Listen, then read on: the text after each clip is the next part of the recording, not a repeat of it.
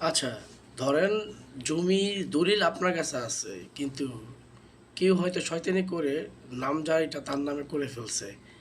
এখন আপনি কি করবেন? কারণ নামজারি যার নামে হবে, বর্তমান বিডিএফ যে রেকর্ড যেটা হচ্ছে, সেই অনুযায়ী নামজারি যার থাকবে জমি কিন্তু তার পাওয়ার সম্ভাবনা সবচেয়ে বেশি।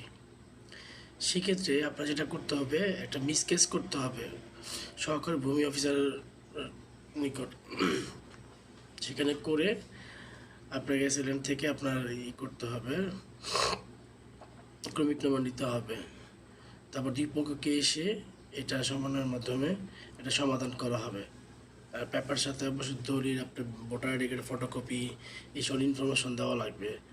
তা আশা করি বুঝতে পারছেন যে নামজারি যার নাম হয়ে যাবে তার ভূমি পাওয়ার সম্ভাবনা সবচেয়ে বেশি থাকে এবং দখলদারি বেশি থাকে। এই জন্য মিসকেস করতে হবে। আর বিস্তারিত জানতে যে কোনো উকিলের সাথে পরামর্শ করুন, তাহলে আর জিনিসটা সহজ হয়ে যাবে।